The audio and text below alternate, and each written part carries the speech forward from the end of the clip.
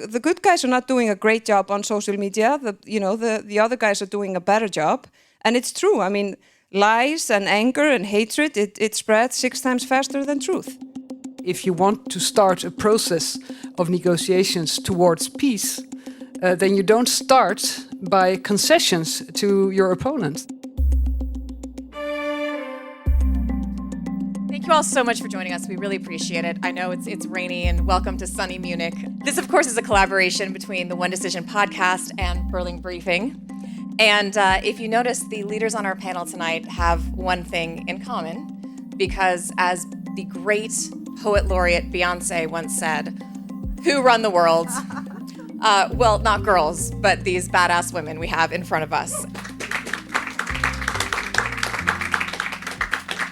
Given what's going on in the world and uncertain times, we wanted to gather these women together and talk about not only global issues and foreign affairs, but whether more women's leadership and leadership of a different kind, apart from this kind of macho bravado, can be kind of the antidote to what's happening. So with that, I'm going to turn it over to Nina to introduce herself and the rest of our panel.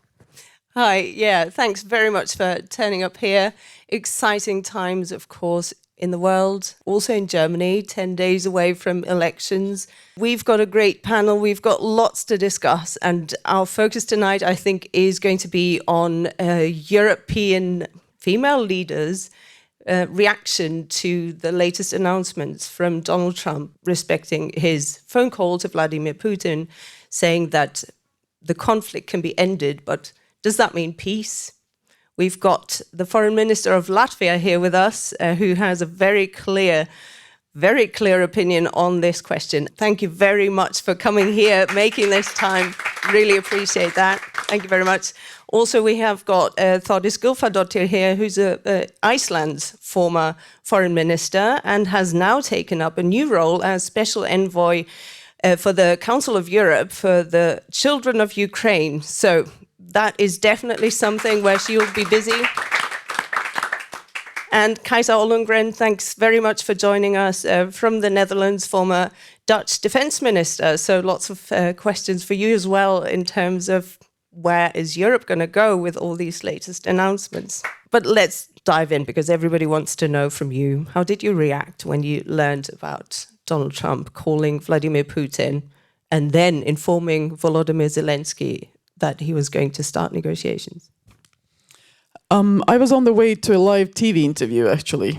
So I learned about it 5 minutes before. But our position has been very clear, and I think it's very like-minded across all the allies in NATO and beyond. We all want peace. Nobody wants war. And it can be stopped pretty easily if Putin stops war. That is not happening. Whether this will actually lead to something, we will see. For now, the only things that we are seeing is more Russian attacks and all the instruments of power within Russia geared towards war. There is not one single indicator that they are changing anything. The economy is a war economy, the politics, religion, media, private sector. I mean, it's authoritarian regime imprisoning lawyers of opponents.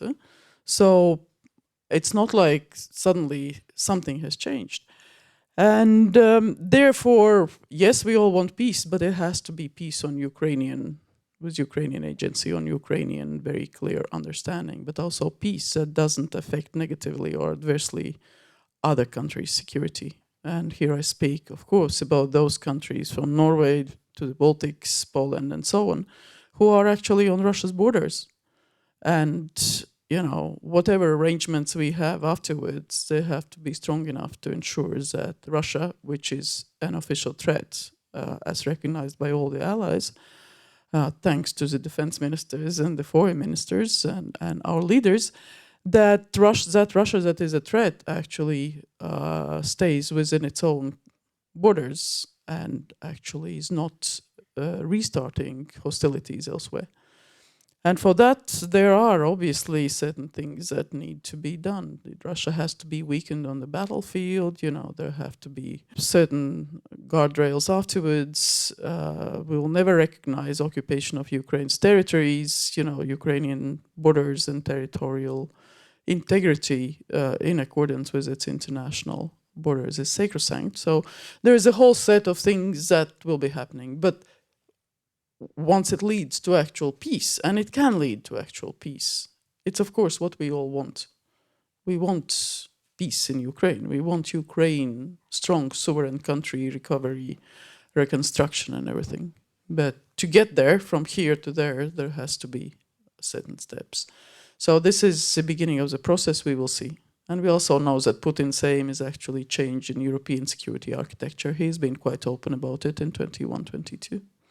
But is getting from there to here, and I'll open this up to everyone, is that now more difficult if you have American officials, including the American president, giving away some of those huge bargaining chips before negotiations have even really begun? You know, if you're already saying Ukraine doesn't need to be part of NATO and no US forces, which would obviously make enforcing any kind of ceasefire really, really difficult, is it done before it's even gotten started?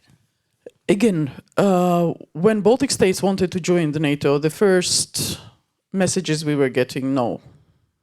It was a no to us. It only changed after 9/11, to tell you frankly, when it was a different geopolitical situation. So it doesn't mean that Ukraine has to give up its NATO aspirations. It's Ukrainian agency. They can still maintain its objective, whether it becomes or not part of the outcome from the negotiations. I would separate that part from what Ukraine itself decides what is best for her. So I don't see that as giving something up. The same about the American troops in Ukraine. I mean, who is surprised about being that said in open? We all knew that was quite obvious. But it doesn't mean that there is no American support if there is international presence. That is a different thing. So there is a variety of ways to look at it. But again, prejudging something before the actual negotiations start, I would say it's too early. Last week with the Baltic ministers, we were in Washington and had long conversations there on the Hill, policymakers, also with General Kellogg. And it was very clear that General Kellogg is preparing options for the president to decide.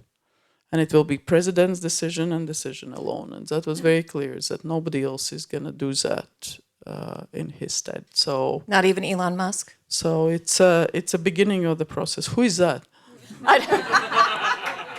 That's a very complicated question. I do not feel qualified to answer.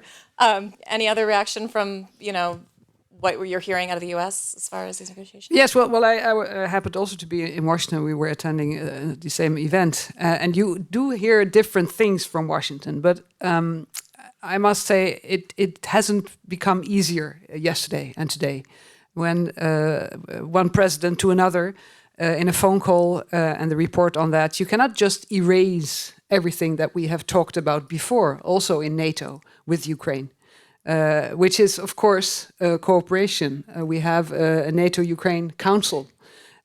We have talked about the way forward.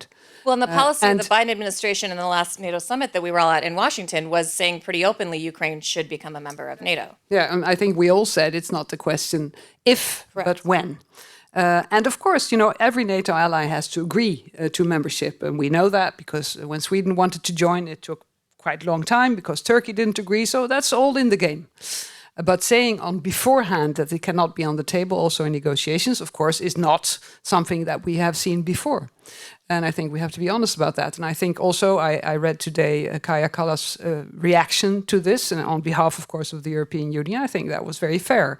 So to say if you want to start a process of negotiations towards peace, then you don't start by concessions to your opponents. Normally that's not what you do because you're starting on a back foot. You're starting your game and you're 2-0 or 3-0 behind. So you're making it more difficult. But I think that was the main problem that I had with what I read yesterday and heard yesterday. That's really about the war in Ukraine and how to end the war in Ukraine.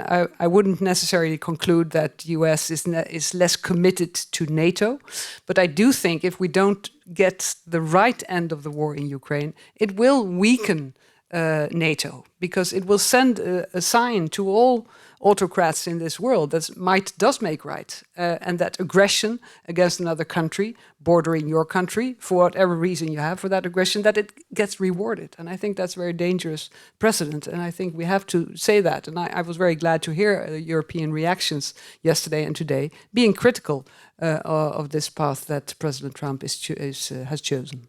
Can I ask you, Kajsa, we've got the Ukraine contact group where essentially military aid to Ukraine is being coordinated from Germany, but it was run by the US until now. Then for the last meeting, it was the UK that ran it. What's the future of this particular group? Does anybody know? Is that going to still exist? Because it was quite helpful so that countries could actually talk to each other before sending certain weapons and say, okay, maybe it's a good idea for you to do this and I can do that because Ukraine's missing this. This is a vital forum. What's the future of that? I think it's a very practical group with over 50 countries. It was always led by the US. Biden administration was very keen on that. But since then, I think we have institutionalized certain things in coalitions where certain countries lead certain coalitions. For instance, Denmark and the Netherlands lead the F-16 coalition. You have artillery coalitions, you have all kinds of coalitions. And NATO has also taken on a bigger role in coordinating the aid. So I think also without the engagement of being the chairman, etc., this group can go on. And as I understand it, hasn't said that they will stop their military aid to Ukraine immediately. And I think by anticipating the way that the group has, it will be able to continue. Þórdís, we haven't heard your reaction yet. I can only say that I do worry. I think that there are not many things in a very complicated world when it comes to geopolitics that are black or white, but the full-scale invasion is one of those things. Who wants peace more than Ukraine, than the Ukrainian people? They have been dying for that, and not only for the internationally recognized borders, but also for the society that they have already chosen to build. And that's not a mafia-run, Russia. That's a different kind of society. And when has Russia shown that they value peace and human life? I mean, it was not, in 2014. It was not with airplanes. It was not in Bucha. It was not yesterday when they were bombing Kyiv. Of course, you worry. And even though, when time passes, the news gets, lower on the list and people get tired and all of those phrases that we know very well. It does worry me that the talking points and the lines that, now we just should negotiate peace, even without Ukraine. We should say beforehand that they will never become a part of NATO, but still we're going to ensure that there will be peace there. How? I mean, the NATO umbrella is obviously the best thing to secure that. And if you're a country that is independent and sovereign with internationally recognized borders, you should be able to choose your future. And that also means you should be able to choose, if they want to belong in NATO, they should be able to do that. And they have already said that. Of course, the new administration, they want to come out as strong men and doing a good deal. And I know that there was or is some sort of, in certain groups, optimism that this would somehow disrupt this new administration and the new scenario would disrupt the situation now. And what could that mean? And I mean, one can hope that will mean something good. But what we're hearing isn't really that when, the President of the United States has a very long and fruitful and positive conversation with Putin and they're going to visit each other and they're going to figure this out. Is the U.S. in its current state a reliable friend and ally? Can you count on the U.S. to follow through with policies that have been made in the last administration and the current administration? Oh, yes, absolutely. And we got the reconfirmation of that last week in Washington from everywhere. The Senate, the House, the administration. So it's pretty straightforward. Also, I got the readout from defense ministers today, and So despite what you're hearing, you're not concerned. The messages of strong NATO is there. The messages of full trust in NATO are there. Whether US wants Europe to take more responsibility, but also to put more resources in defense, Oh, yes, but that's what we want in the Baltics also. We are moving towards 5% of GDP for defense, which was all right, for quite a number of countries in the Cold War times. And currently, Europe, of course, has grown very attached to certain benefits that we all have. And, it's very difficult to sort of go back into the crisis mode. We need to be able to have the forces, to have the capabilities, to have the deterrence, to have, if necessary, ability to defend. NATO is not an attack dog. NATO is a defense alliance. It's a political military alliance. But to enable our military to do their functions, they need resources. They need those capabilities. And that is what political leaders have asked them to do. And they say, okay, they have come back and said, okay, this is actually, what we need. And this is going to cost money. And I think as political leaders, it's the obligation of European leaders to step up and do that. But do you all have confidence that if there were a need for NATO to invoke Article 5, that America, this current America, would come defend Europe? Do you still have faith in Article 5 under the Trump administration? America doesn't have to come anywhere. America is in Europe. American forces are everywhere. Supreme Allied Commander is American general, and he has two heads, European command of the US and NATO's troops. The Allied troops have already been under the transfer of authority given under Secure's command. So, there's what has been done already so that if necessary, Secure, seeing certain indicators, if he needs to move forces, he can do that without allies sitting around the table in Brussels. But again, that's why our military leaders have come back to political leaders and said, okay, actually, the situation is serious and this is a threat assessment and this is what we have agreed and these are the plans and the forces and the exercise and this is a posture and prepositioning and everything that we need. So it's time to deliver. And it's around 3.5% across the alliance, actually. So it's not even 5% of GDP everywhere, but across the alliance on average. How is Europe going to take part in the negotiations? Isn't that something where you have got criticism for the Trump administration? This phone call where Donald Trump calls Vladimir Putin and then informs Zelensky and everybody else in Europe learns about it in the press.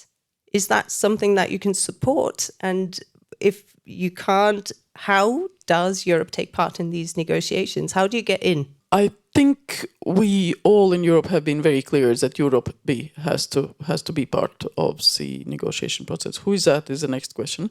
There is very clear understanding, yes, that there is a role for Europe. How to do that and who is going to do that. And we know you have to run, so thank you so much for joining us. And if we could all applaud a very dramatic exit. Thank you all so much. Safe travels. All right, I want to circle back. Do the two of you have faith in Article 5? And is the US a reliable ally to its European and other allies around the world? I want to believe that the US is a reliable ally and will continue to be. I mean, the US is the most important ally to each and every European country. That's a fact, and that has been the way for a very long time. So I want to believe that the system in the US is strong enough and has the will and the power to continue to be the leader of the free world.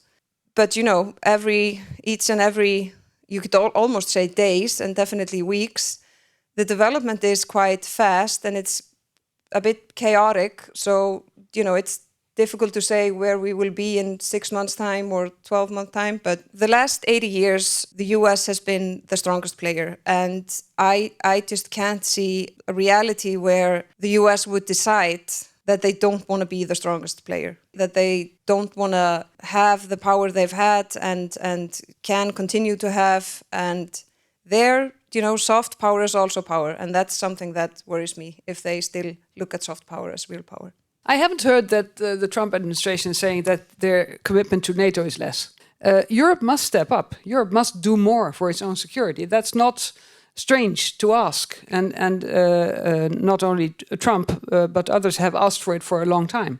and we have to live up to that expectation. Europe has to be responsible for more of its own security. And then in 2014, we agreed we have to grow towards those 2%, the 2% in 2024. Then we had, of course, to speed things up because the full-scale war in Ukraine started. But so I think that is something we can agree on. And but the whole division of labor thing is a different question, because that is a mindset where the United States says, we are expecting more of engagement in the Indo-Pacific.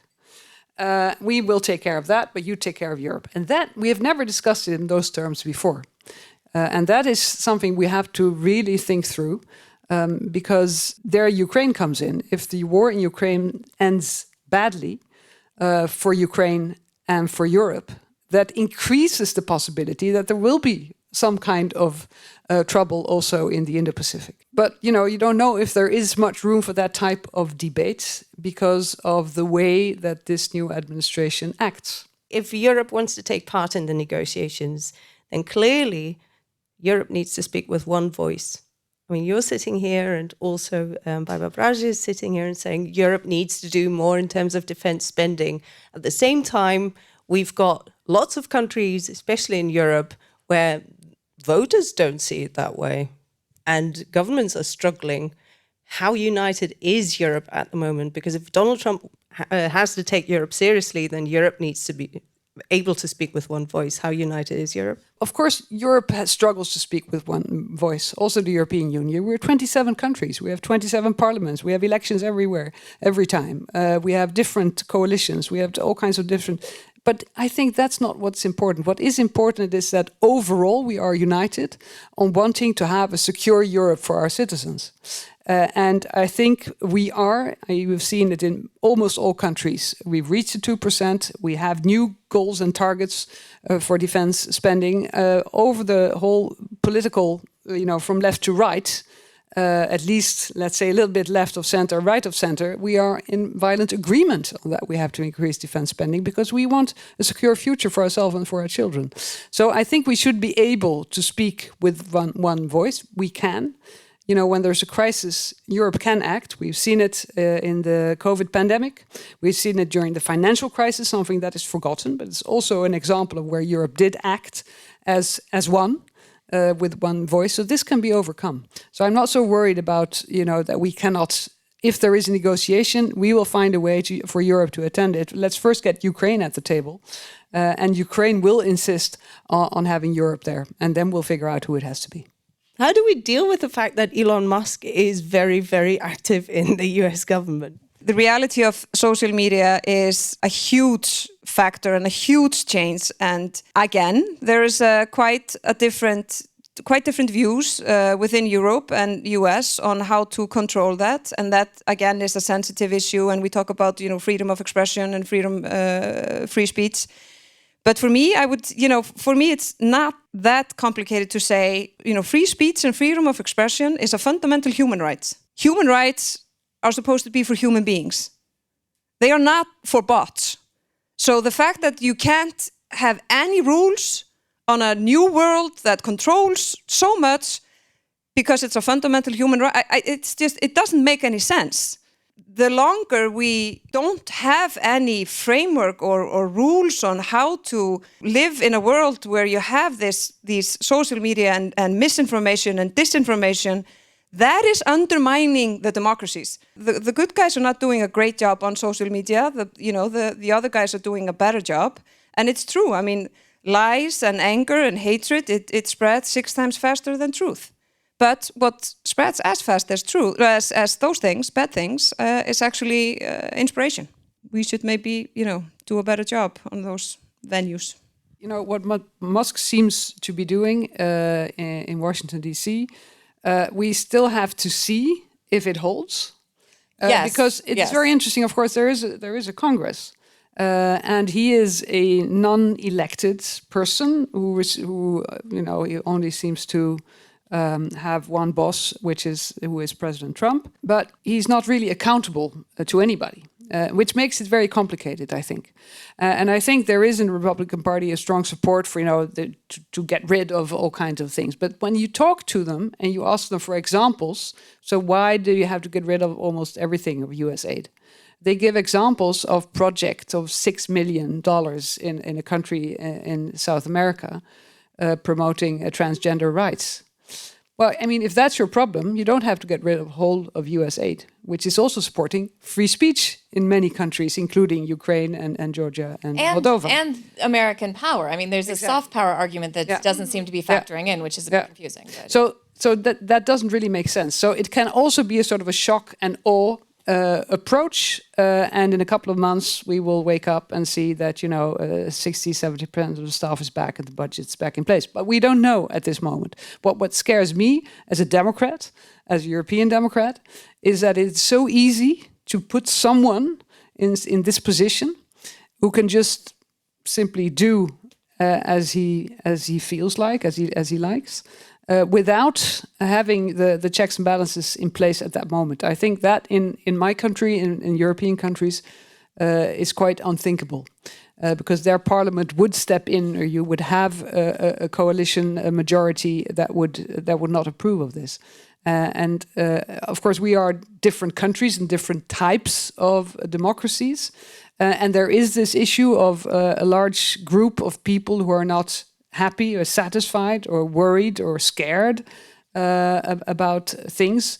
But I think, and I can take my own country as an example, where also a populist party has become the largest party in our parliament. Doesn't have a majority, but it's the largest party. I think that people by now are seeing that voting for this party and even having them in government doesn't necessarily bring them the quick results that they want and expect. So if housing is an issue in your country, like in my country and in many countries, it's not an easy to solve problem. But it has to be done. But it has, you have to have perseverance, you have to have budget, you have to have good plans, and it's going to take 10 years. It's something that people have difficulty in accepting, which I understand if you are the person looking for that housing. But it's also a fact of life.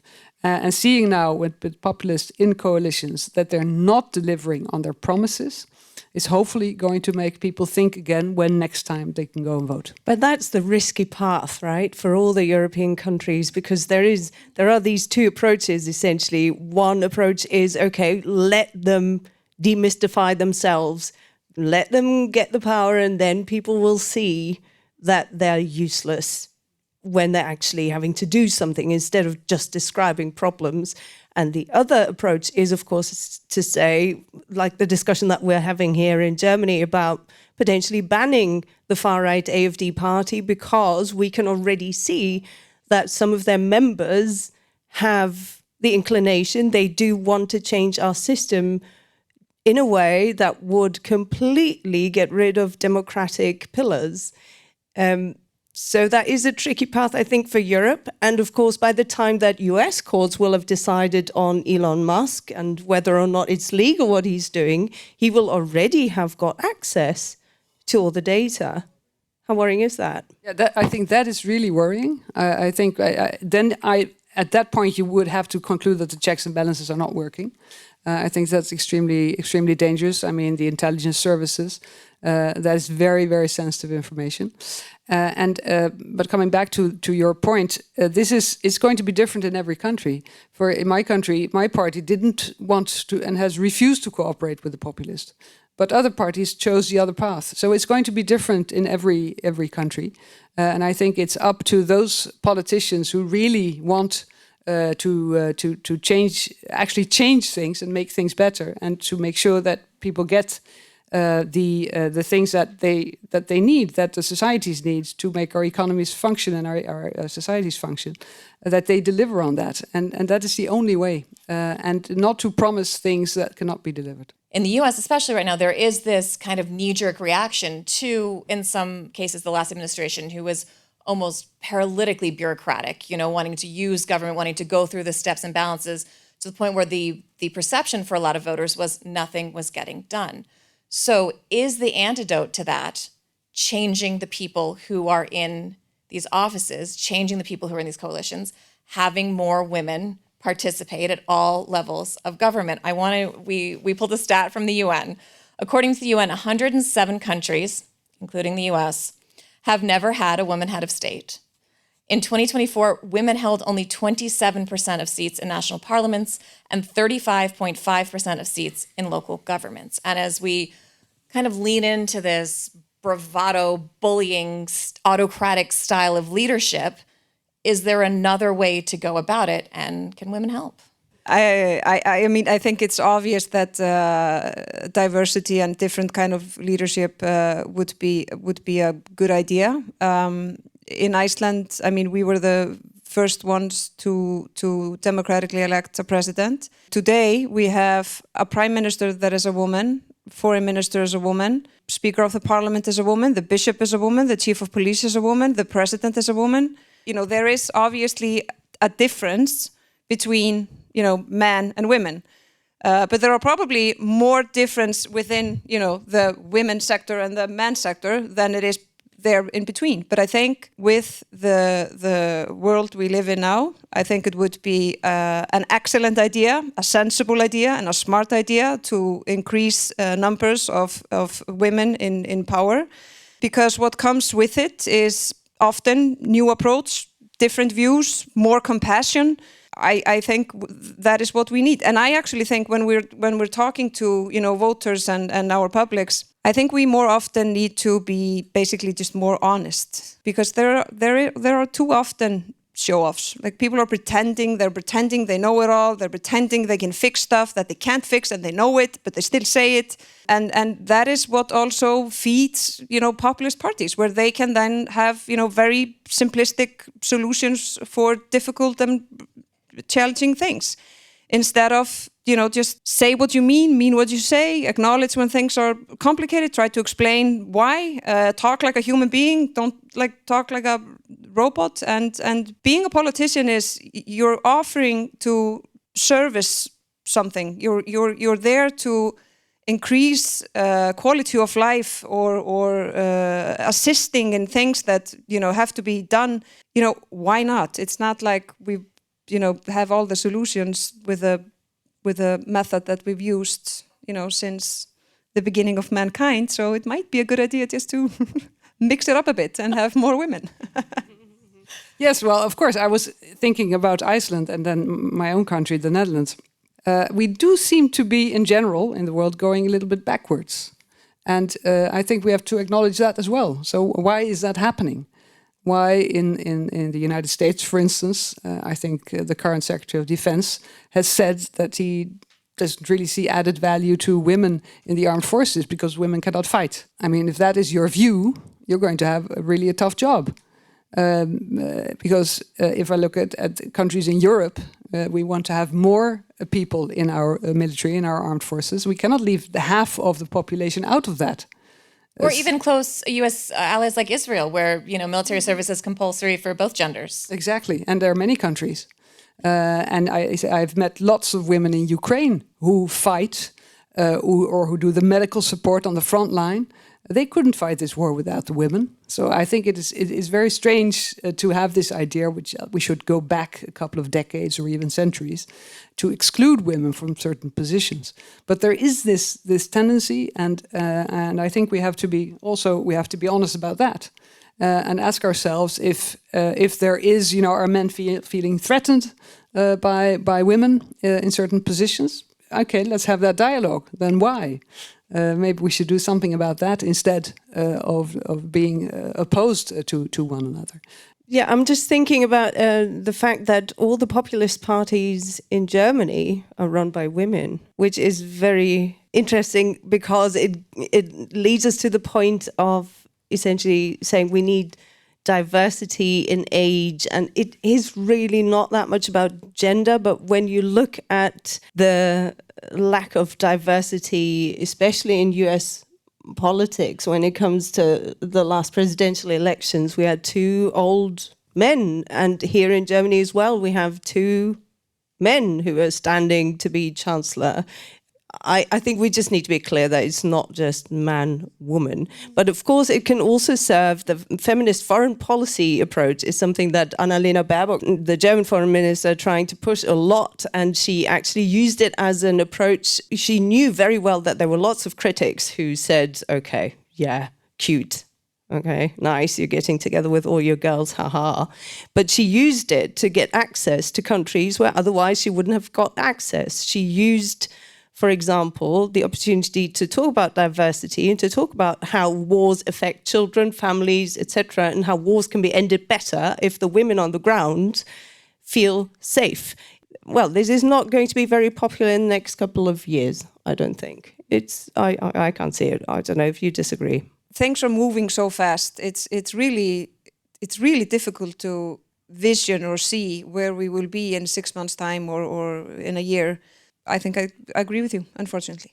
I can't remember who said it, but when I was trying to be a foreign correspondent, a war correspondent, I remember a woman, I think she's from the New York Times, she said, I always found being a woman in war zones to actually be an advantage because you can go into spaces your male colleagues can't go into.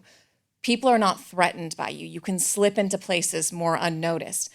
But when you have to deal with someone on a professional basis, for the most part, they will treat you like a professional and kind of put your gender aside most of the time. And she said, overall, she found it to be a net gain in journalism. I'm wondering in the foreign affairs space, how does that play? Have you had situations where you felt like, damn it, I wish I was just a dude? Or do you find being a woman, for the most part, is an advantage if you know how to use it? I think it's overall the second part, I would say. I think it's also a matter of mindset. You know, how are you going to approach this? Are you going to approach it like, are you going to somehow pretend you're a man to try to, fit in the role better? And that goes with, how you speak, what kind of words you use. But do you think about this, both of you, when you're picking out what to wear, how much makeup you're putting on, whether you're going to wear heels, whether you're not? Does that factor in? Yeah, it does. I mean, I never wear black in family photos, for example, ever. Always in colors, because the majority are men in dark blue or black. Instead of looking almost like them, I'm obviously not a man, and I'm not yet old. What you see is what you get. Depends on cultures as well. In certain circumstances, you can sense, maybe not by words, but you can sense that there's a difference. I think it's an advantage. Yeah, well, when I was Minister of Defense, when I started out, I think there were 8 of us in the NATO meetings. I think there are about 3 or 4 today. I think that you can use it to your advantage. That's absolutely true. But at the same time, in general, you have to make an effort, and sometimes more than men. Really, I don't think so much about clothes. Or I do remember when I had 2 very, very tall colleagues. One of them was called Mark Rutte. You're very tall. I used to. No, I always wore heels because I didn't want to be too much smaller than he was. But apart from that, not so much thinking. I agree with the family photo. That's also an advantage. It's only I do notice it that there are so few of them in these defense circles. That's really.